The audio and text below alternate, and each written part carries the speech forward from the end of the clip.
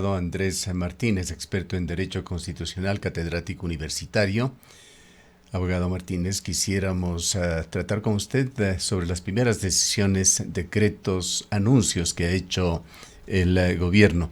Algunos de ellos que han generado mucha polémica, como esa asignación de una única función a la vicepresidenta Verónica Abad para que vaya a Israel a tratar de gestionar la paz entre Israel y Palestina. Se le pide textualmente ser colaboradora para la paz y precautelar el escalamiento de la conflictividad entre ese país y Palestina.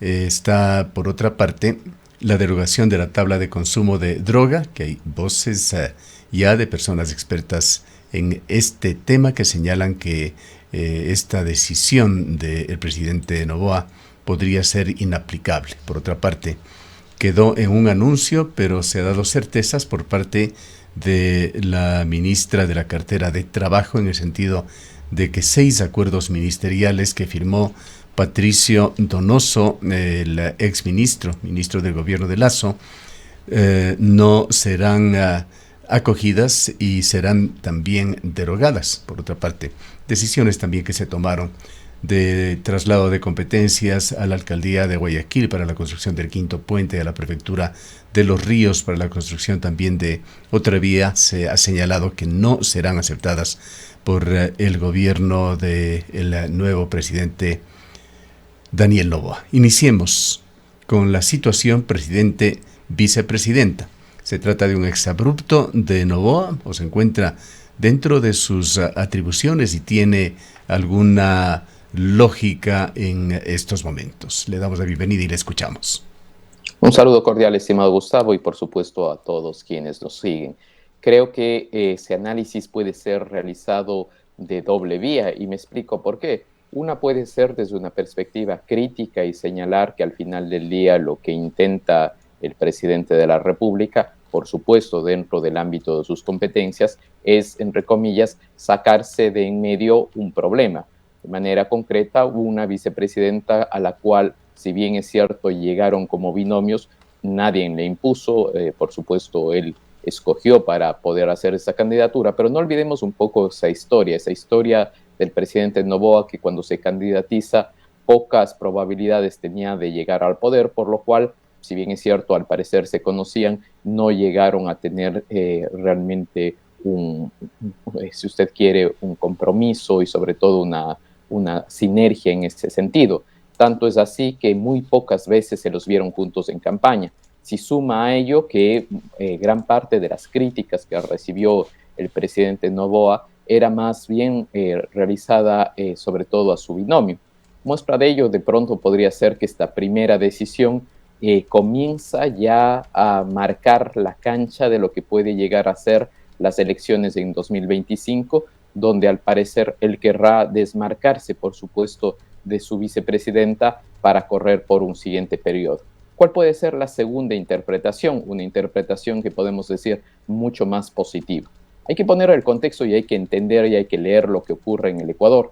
El Ecuador del 2023, si bien es cierto, por supuesto, atraviesa crisis de inseguridad económica y política, no se puede olvidar que a nivel internacional el Ecuador ocupa un sitial, en este caso, dentro de los países del Consejo de Seguridad de Naciones Unidas. Para quienes no lo conozcan, el Consejo de Seguridad de Naciones Unidas es uno de los órganos más importantes y tiene 5 países permanentes y 10 no permanentes. A la fecha, precisamente, el Ecuador se encuentra entre esos 10 no permanentes, razón por la cual se han dado 2 situaciones que a nivel internacional en el cambio de mando han llamado la atención. La primera, y que se ha comentado pero no mucho, es el cambio del representante del Ecuador ante Naciones Unidas. ¿Por qué razón? Porque esta persona en teoría estaba siendo ya preparada precisamente para asumir en este caso el rol dentro del Consejo de Seguridad. Y el segundo, que sería precisamente la situación directa de la vicepresidenta. ¿Por qué? Si usted hace un análisis, entre comillas, objetivo, las primeras declaraciones que se han tenido han sido precisamente de embajadores de la Unión Europea y del embajador de Estados Unidos, quienes desean buena suerte a la vicepresidenta y creen que es un compromiso interesante por parte del Estado ecuatoriano. Eso sería una interpretación positiva en este sentido. Sin embargo, si seguimos en esta línea de esta interpretación, y estimado Gustavo, no lo digo simplemente por una crítica, lo digo porque hubieron ya reacciones de organismos internacionales. El día de ayer, algunos organismos internacionales, entre los cuales se encuentran algunos ecuatorianos, se preguntaban si la decisión era realmente meditada o en su defecto era realmente para sacarse de en medio, porque si era realmente meditada, ellos se cuestionaban y decían si acaso la señora Abad tenía la formación tanto en mediación y por supuesto también en relaciones internacionales y derecho internacional público, con el propósito de plantear realmente soluciones, o por otro lado, como dice el comunicado de la presidencia, que también es bastante escueto, simplemente quieren que la vicepresidenta vaya a su despacho en Israel. Bien, en todo caso, esta relación de los miembros del binomio presidencial tiene ya una historia. Se habla, se dice, eso no ha sido comprobado, pero en el ámbito político se hablaba de que los problemas comenzaron con un manejo de fondos de campaña de la primera vuelta que no le gustó a Noboa, que habría hecho la entonces candidata a la vicepresidencia de la República. Luego, las polémicas declaraciones hechas en el pasado por Verónica Abad, algunas de ellas confirmadas en también entrevistas, declaraciones durante la campaña electoral. Vino tras esto el alejamiento de Abad de la campaña de segunda vuelta, se le mandó a una gira en el exterior, una polémica reunión con un dirigente de ultraderecha en España, con Vox, que se lo hizo sin ninguna coordinación de el futuro ejecutivo de Noboa. Esto aparentemente motivó que en un discurso de orden Noboa llegue a hablar de una traición de su equipo. Todos los analistas interpretaron que era un mensaje hacia la vicepresidenta y se han dado algunos desaires en el cambio de mando con un evidente aislamiento, incluso diríamos maltrato, afrentas a la vicepresidenta elegida. Más allá de esto, quisiéramos preguntarle, doctor Martínez, ¿tiene Ecuador la prioridad de intervenir en un conflicto al cual evidentemente no ha sido invitado, a pesar de que Israel, según señalan medios de comunicación, ha dado alguna declaración positiva en este sentido? Lo han hecho Rusia, lo ha hecho Estados Unidos, también se señala en declaraciones diplomáticas. ¿No tiene Ecuador otras prioridades? ¿No sería más importante que cualquiera que sea el monto que tenga que invertirse en esa misión que se le asigna a la vicepresidenta de la República se invierta, por ejemplo, en tratar de pacificar a la ciudad de Durán o a la ciudad de Esmeraldas?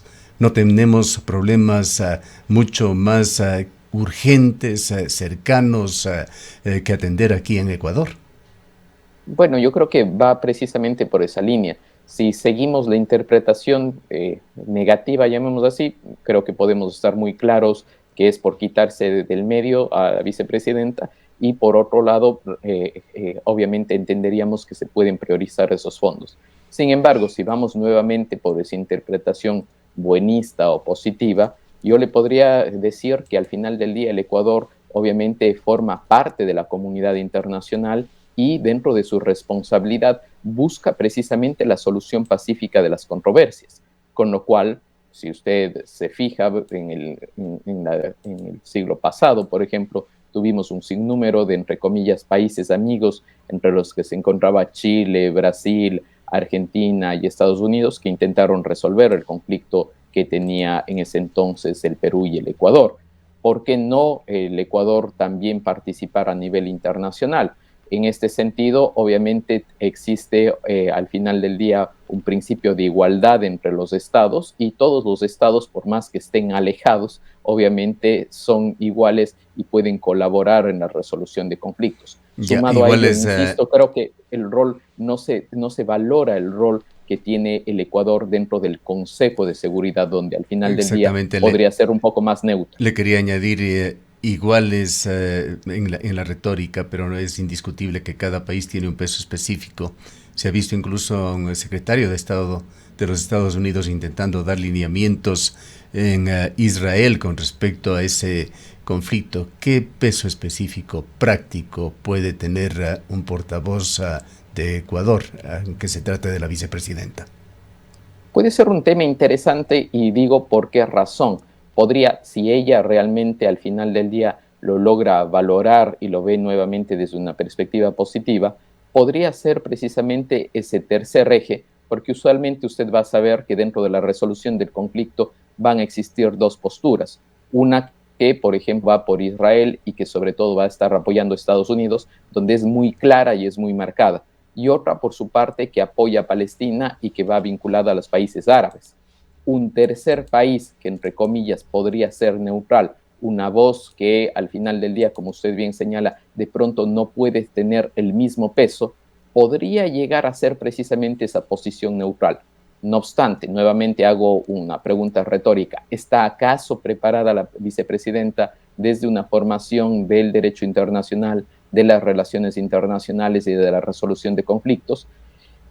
Yo creo que valdría la pena revisar un poco más su hoja de vida para ver si esto es así o en su defecto nuevamente sabemos que al contrario, más bien lo que se busca es que esté en un despacho en el exterior intentando obviamente que no intervenga en los asuntos internos del Estado. Sin embargo, se repiten situaciones bastante claras, no solo que se han dado previamente en el Ecuador con estas pugnas entre el Ejecutivo y el presidente de la República y el vicepresidente, quitando funciones, cambiando de vicepresidentes y sobre todo yo les invito a pensar un poco en el futuro cercano. Y el futuro cercano es sobre todo más o menos el siguiente diciembre, ¿sí? Porque en el siguiente diciembre, enero, empezará la campaña electoral y si el señor Noboa prevé, como así ya lo ha señalado, ir a una reelección, no olvidemos que para la campaña, para los momentos específicos de campaña,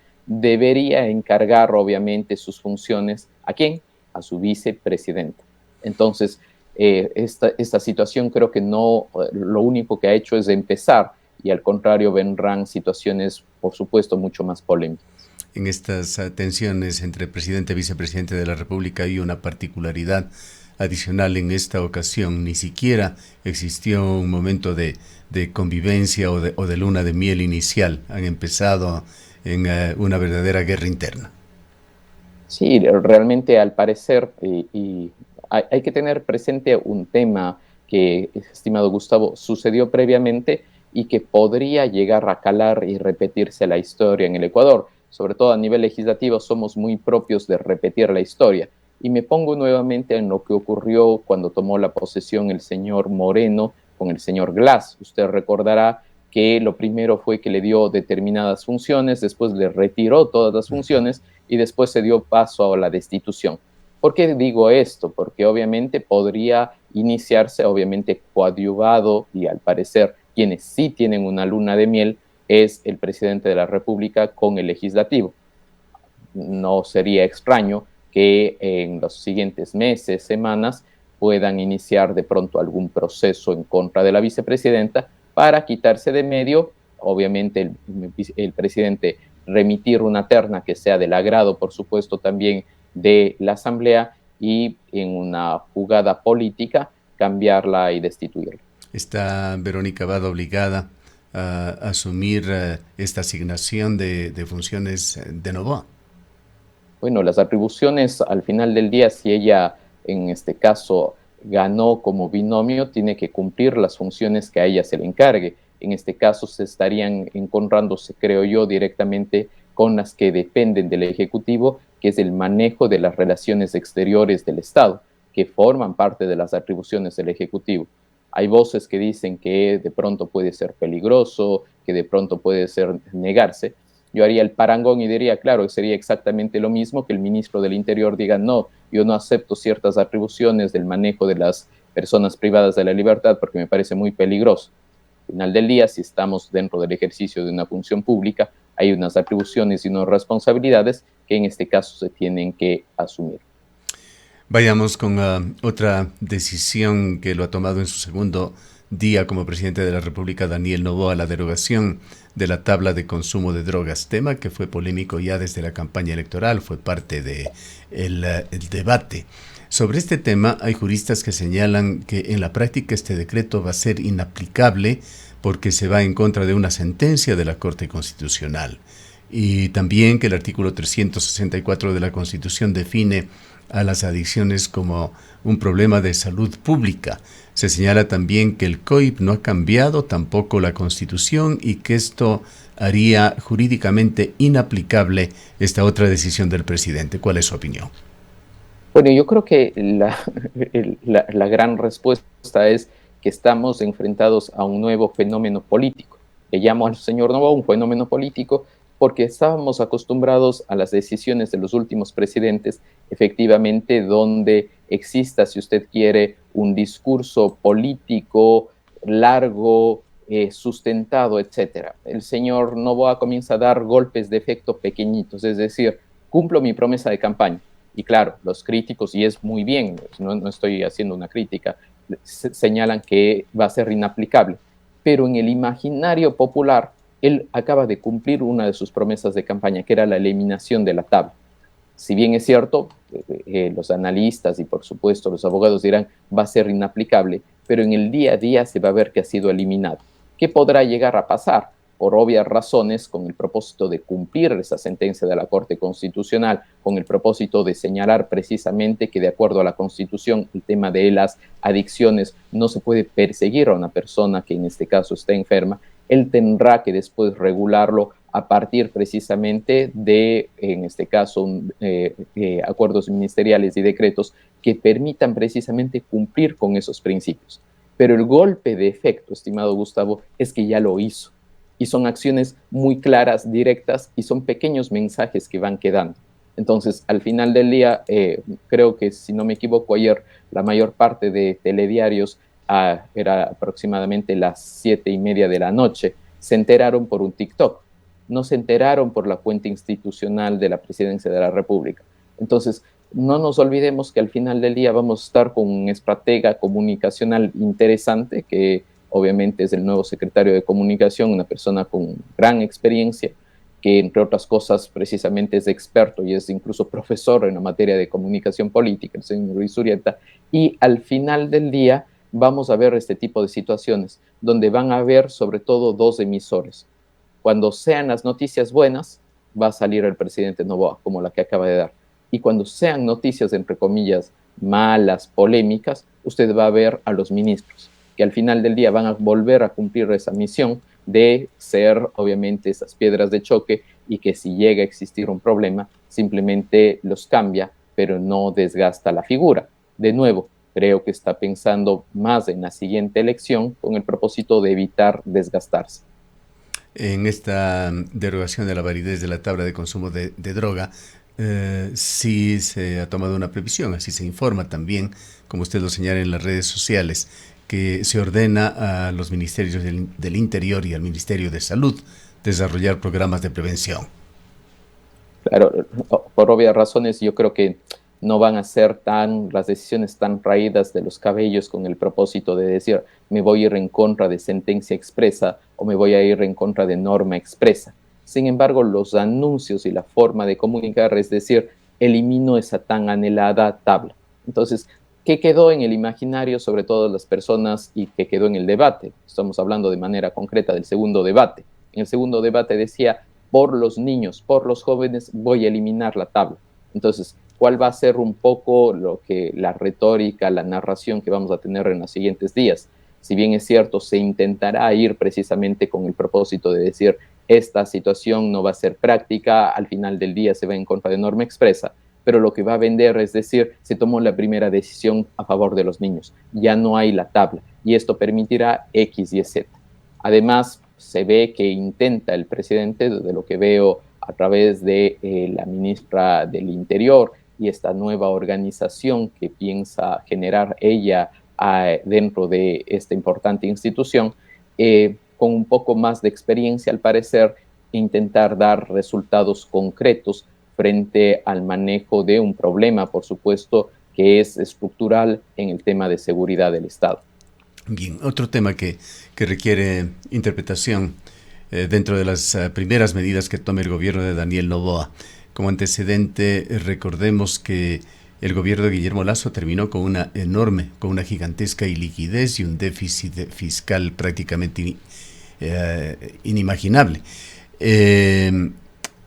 Como producto de esto, varias provincias y ciudades de Ecuador demandaron la transferencia de competencias. Entre ellos lo hizo la provincia de El Azuay para hacerse cargo del mantenimiento de algunas vías estatales. Lo hizo también la ciudad de Guayaquil con la construcción de una vía de algunas decenas de kilómetros, muy importante en su recorrido, denominada el Quinto Puente, y lo hizo también la prefectura de Los Ríos.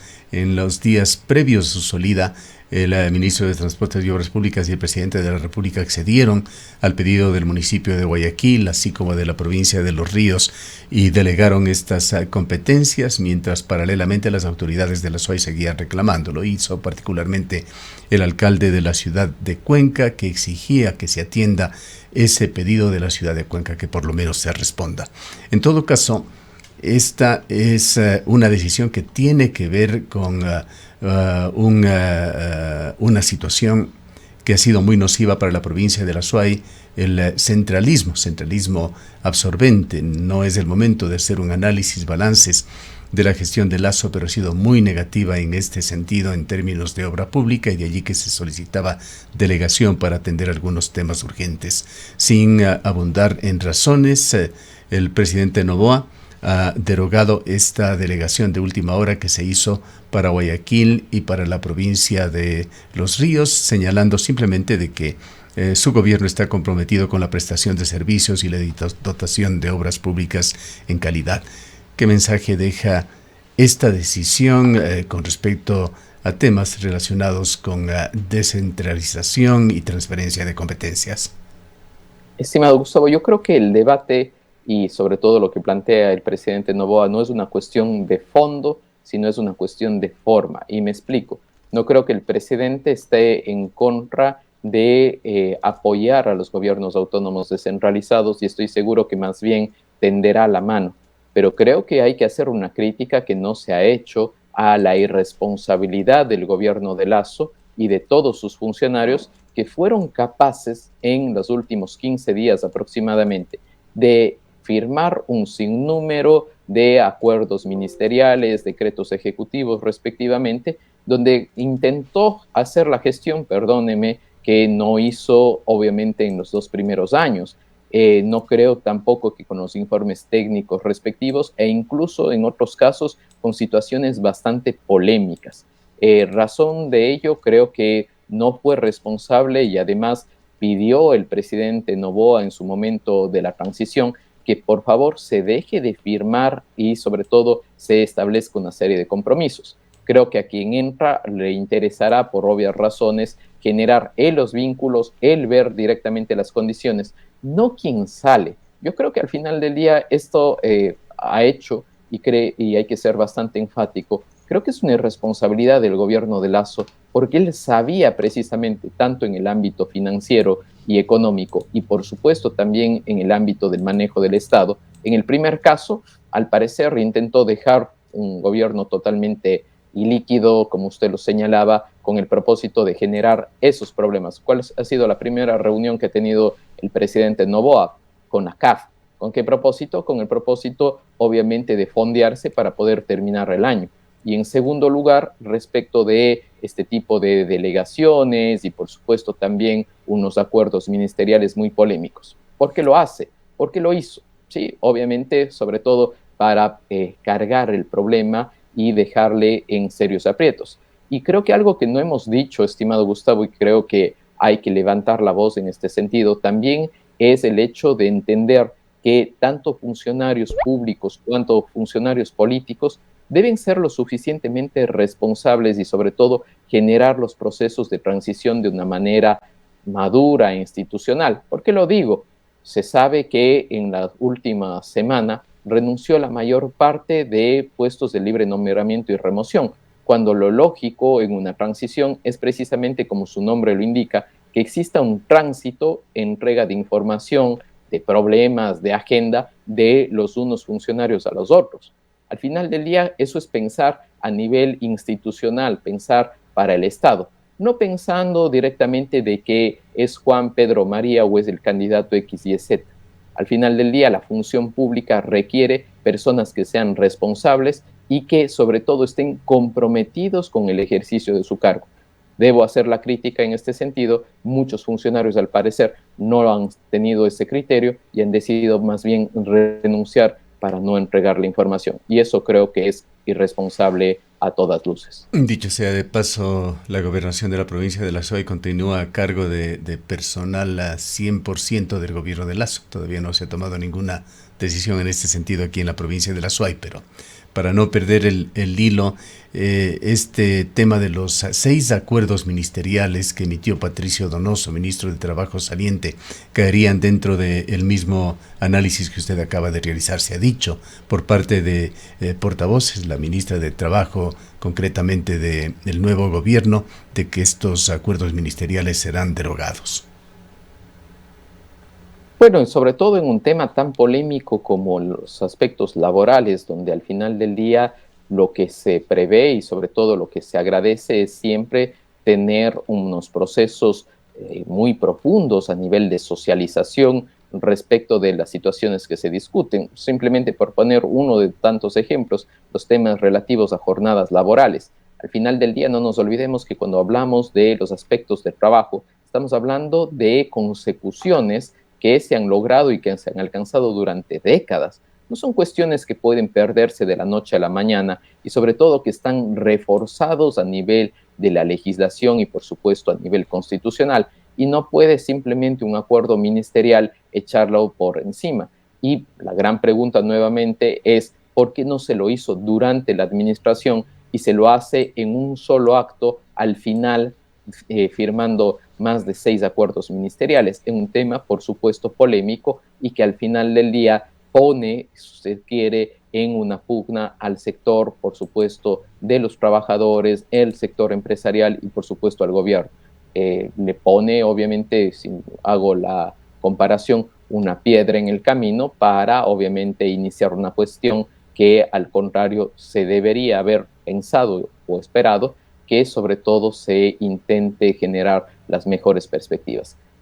A mí me hace mucho ruido, estimado Gustavo, que al final del día los gobiernos en general, en lugar de buscar precisamente y trabajar por el pueblo y para el cumplimiento de los fines institucionales, se terminen trabajando para un movimiento político o para un personaje político. Eso creo que deberíamos nosotros, las nuevas generaciones, desterrarlo para no repetir esas malas prácticas del pasado. Bueno, más allá de estos hechos recientes que han sucedido en los 2 últimos días, los primeros del gobierno del presidente Noboa, ¿cómo ha visto usted la situación general y qué proyecciones ve para más adelante en este corto gobierno? Bueno, yo creo que precisamente con sus palabras, al ser corto, tiene que dar respuestas inmediatas. Pero las respuestas inmediatas, al parecer, los quiere hacer desde la fuerza, desde la rapidez, desde el movimiento. Para eso, entre comillas, tiene un gabinete que es las primeras acciones que hemos podido ver, que en teoría es joven. ¿Qué se agradecería? Que si bien es cierto el gabinete sea joven, al menos se rodeen esos ministros precisamente de personal, de asesores y sobre todo de personas que permitan que la gestión pública se desarrolle, es decir, personas que tengan experiencia. No van a poderse dar el lujo de aprender en 15 meses. Tienen que, yo creo que sumar a personas que han estado en gobiernos pasados, a personas que son técnicos precisamente en la administración pública en cada una de las áreas, con el propósito de que esas ideas que puedan llegar a tener, que en teoría esperaríamos que sean buenas, puedan ser llevadas a la práctica.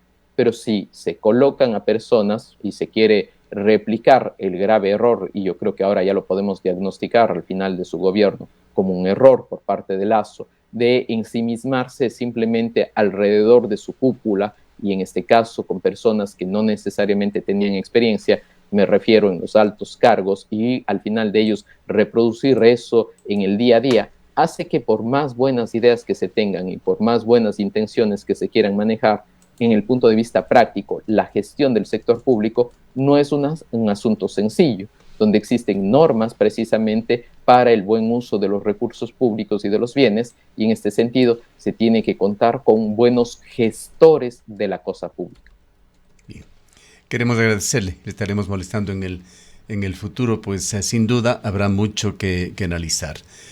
Son declaraciones las que acaban de escuchar del abogado Andrés Martínez, PhD, académico, experto en Derecho Constitucional.